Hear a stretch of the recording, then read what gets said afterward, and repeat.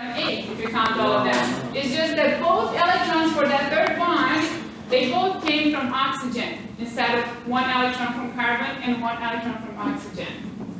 So this is what we call a coordinate covalent bond. It's basically when there is one atom that's contributing with both electrons for that bond. So this is something different as well. And this is also in Teams together with that same PowerPoint where it says more about Lewis structure.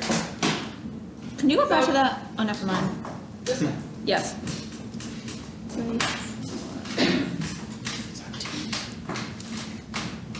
Does that make sense? Yeah. So I'm not going to put one like this on the quiz. So you don't need to worry about that. I just want you to know that that happens as well. Just So basically, this is what we call coordinate covalent bond. When one of the atoms is contributing with both electrons for that bond. Alright, and then there's one more thing that's a little bit different. And so you'll see oxygen, if we count, Not true. oxygen has 6, 7, 8, right? So this oxygen is good. Nitrogen, it had 5, 6, 7, 8. But then if you look, this oxygen only forming 1, it's not going to have 8. So what happens, nitrogen is basically giving an electron. So now oxygen will have the 8 valence electrons, but look at nitrogen. No. It has 1 electron that is not paired. So this is what we call a free radical. It gave it away? He gave it away, but now there's What a one here generous soul. unpaired. It's unpaired. So this is what we call a free radical. It's short-lived, and it's going to be constantly looking for another electron to pair with. Another man? Like electrons come in pairs. So it's going to be looking for, now in another place, another molecule, an electron to pair with. And that's something that can damage DNA. You guys remember we talked about DNA last year? No. Yeah. Yes. Oh yeah, middle school. Right? I remember So everything free last radicals are something that can damage. I remember freshman year here. Oh yes.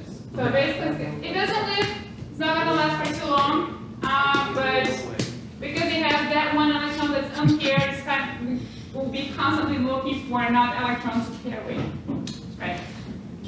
Alright, makes sense? So this is another, something that's also different, but again, I'm not going to do this on the quiz or anything. Yay. Alright, so these two that I showed you today, they're different, and there are other molecules that could happen the same thing, just I'm not going to put them in the quiz. Alright, so all the 3 worksheets that you have, that's what you have to study for the quiz. Thank you. Oh, Alright, so next part, now we're going to move on. 51 slides. did anybody do the math?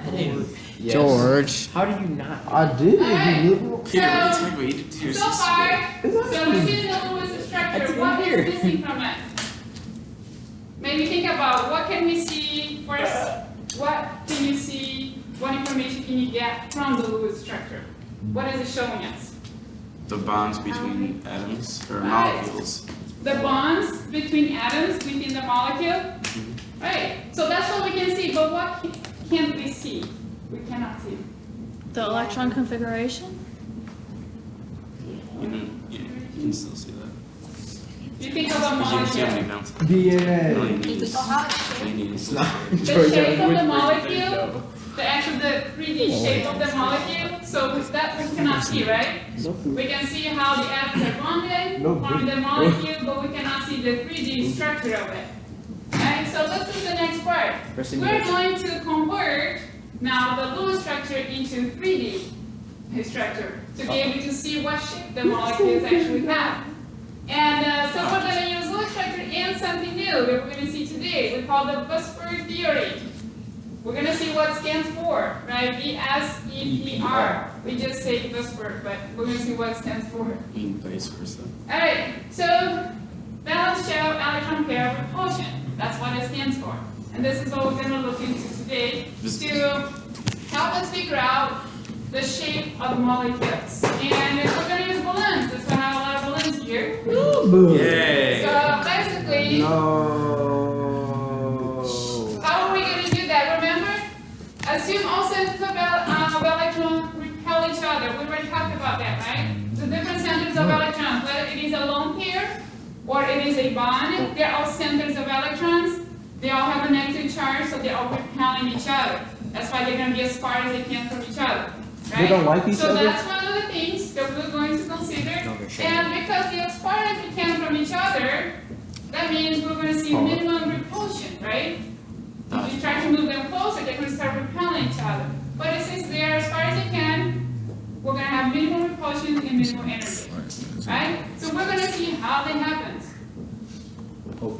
So we're going to create this table to see when we have two centers of electrons, 3, 4, 5, and 6, what happens. So I do have the balloons here to show you, and then we're going to end up with one of each. But I'm also going to have you guys in group, and with your group, you're going to work on putting it together, all right, as we go as a class. So you guys are going to have balloons, but this is not a party, right? This is a chemistry class. It's a birthday Yeah, party. we are going to use the balloons to understand the Vesper theory. It's about to be a party when school get out. So if you are playing around with the balloons, you get a check, and I'm just going to ask you to go see Mr. Plain. Alright? You're not going to stay here. And if your group is working while doing the work, I'll give you 5 points for that.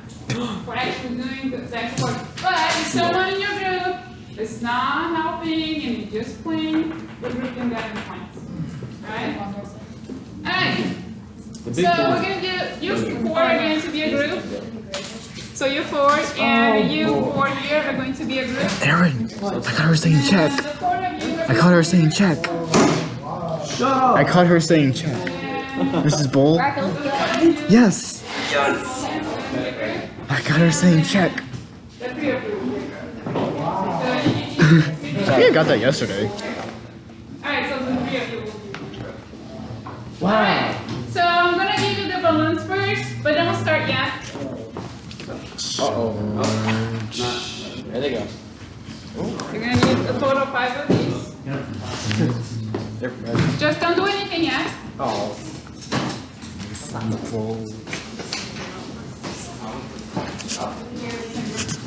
Early, my grades go up, so. Oh my gosh, we're back. Hey guys, it's April. We're doing group projects right now. Alright, you have the balloons, you guys can start In a group with with 2. the squad, and we're not Like happy. this. Alright, and then I'm going to explain. Just get 2 balloons ready. She's gonna Attach take them away. together. We get 5 points for it, but if you're I'm an someone in the idiot. group adds one person, then no one gets a point. George, don't press the button. Yeah, this is George, fun. press the button. George, you might stop it. I don't like this That's all racist for now. computer. It makes Thank you. everybody black. Anything with the green or blue. So I can blow it up now? Yeah, 2 white balloons. Make sure they're about the same size. Just 2 white balloons. I'm not blowing it up.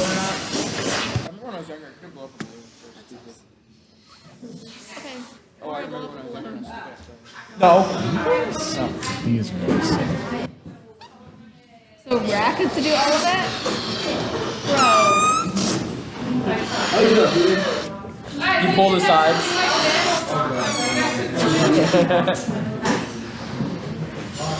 Just tie them together. So you have to. Didn't her lips just touch these? I guess I'm gonna. Why is this? Pull your own split. Okay. Wait, do we do 2 of each? Or, yeah, 2 of each color? Alright, make sure you tie the 2 balloons together. Wait, do we blow up these ones yet? Okay. Just 2 white balloons. Like this. Now tie it to that And one. you guys tie both of them. The static electricity. Big move. I don't know how to tie this together, so. Johnny. Alright, y'all have 2. It's Guys, a nice sound. Alright guys, so now listen for a stop when you moment. get to pointy these balloons. Alright.